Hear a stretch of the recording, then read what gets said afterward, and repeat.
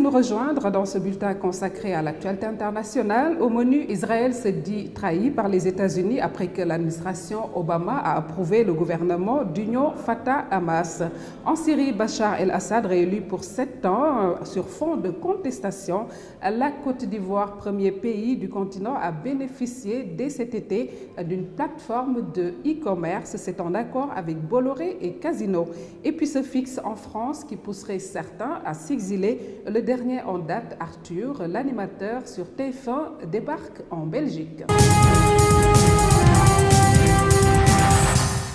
En Libye, le général dissident a échappé mercredi à un attentat suicide à la voiture piégée contre un de ses quartiers généraux dans l'est du pays, dans lequel 3 de ses hommes ont péri. Le général Sagr al-Cherouchi, chef des opérations des forces aériennes loyales au général Haftar, souligne que ce dernier, présent dans la maison au moment de l'attaque, était sain et sauf.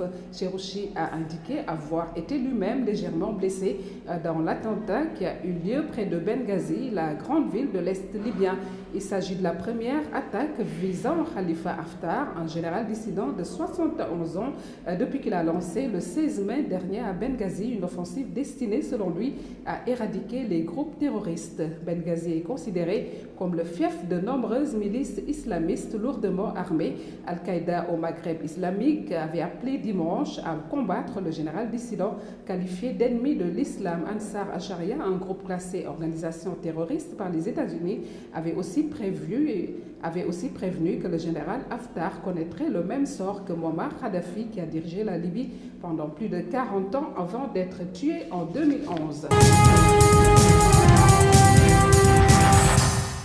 Les États-Unis ont fait part mercredi de leur impatience à travailler avec le nouveau gouvernement du président égyptien Abdel Fattah el-Sisi, l'encourageant à procéder à une réforme des droits de l'homme.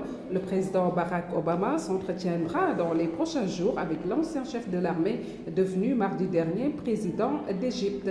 Annonce faite par la Maison-Blanche dans un communiqué. Abdel Fattah el-Sisi, qui dirige de facto l'Égypte depuis qu'il a destitué l'islamiste Mohamed Morsi il y a 11 mois, a été proclamé officiellement mardi président avec 96,9% des suffrages. Les États-Unis se sont fermement refusés à désigner ce changement de gouvernement comme un coup d'État, ce qui les aurait obligés, selon la loi américaine, à mettre fin à l'aide annuelle d'$1 milliard qu'ils apportent à l'Égypte. Au Moyen-Orient, après les retrouvailles Abbas, Merchal, le premier ministre israélien Benjamin Netanyahou, aurait très mal pris la position du gouvernement Obama envers le gouvernement d'union Fatah-Hamas en Palestine, furieux que leur plus proche allié ait fait connaître son intention de travailler avec le nouveau gouvernement de consensus palestinien soutenu par le Fatah, mais aussi par le Hamas, une organisation qualifiée de terroriste tant en Israël qu'aux États-Unis. Plusieurs ministres de Benjamin Netanyahou ont durement critiqué mardi l'administration Obama, jugeant avoir été victime d'un coup de poignard dans le dos. Ces derniers jours, le Premier ministre israélien avait prié la communauté internationale de ne pas se précipiter pour reconnaître un gouvernement palestinien dont le Hamas serait membre à part entière, un message qui n'a visiblement pas été entendu lundi soir, quelques heures seulement après que le président Mahmoud Abbas a présenté son cabinet. Un porte-parole du département d'État américain a déclaré, je cite, « À la lumière de ce que nous savons, nous travaillerons avec ce gouvernement ». Fin de citation. Bachar al-Assad, le président syrien, a été réélu dimanche dans un climat de conflit sociopolitique, un pays où récemment les avions de chasse survolaient des quartiers réduits en cendres. Certains ont pris l'avion même et ont atterri à Damas pour venir mettre leur bulletin dans l'urne en faveur de Bachar el-Assad. 2 autres candidats se présentent pour faire bonne figure, mais le plébiscite est garanti. L'intérêt est surtout politique pour Bachar. Avec ce scrutin, il enterre les accords de Genève II. Lakhdar Brahimi, le diplomate algérien, artisan de cette réunion de l'impossible où Damas avait envoyé une délégation, a fini par jeter l'éponge de guerre lasse. Bachar se redonne une légitimité pour 7 ans, contestable, mais qui sera suffisante pour les pays qui soutiennent la Russie ou l'Iran, suffisante aussi pour les autres qui, à la fin, ne voudront pas prendre position et se rangeront à la légitimité internationale du chef de l'État.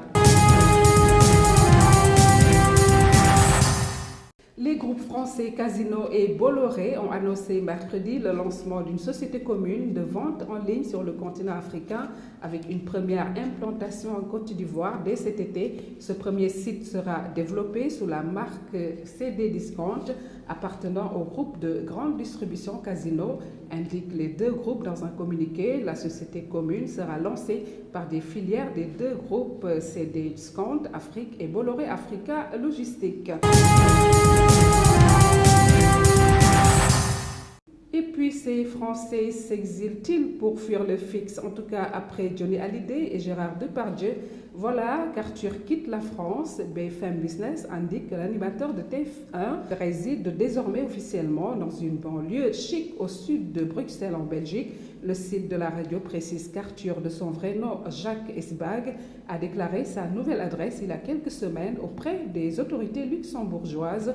Le présentateur télé habitait jusqu'ici à Paris. L'exil d'Arthur est probablement motivé par des raisons fiscales, écrit BFM Business, qui rappelle que l'animateur est à la tête d'une fortune estimée à 200 millions d'euros par challenge, une somme qui fait de lui la 229e fortune de France.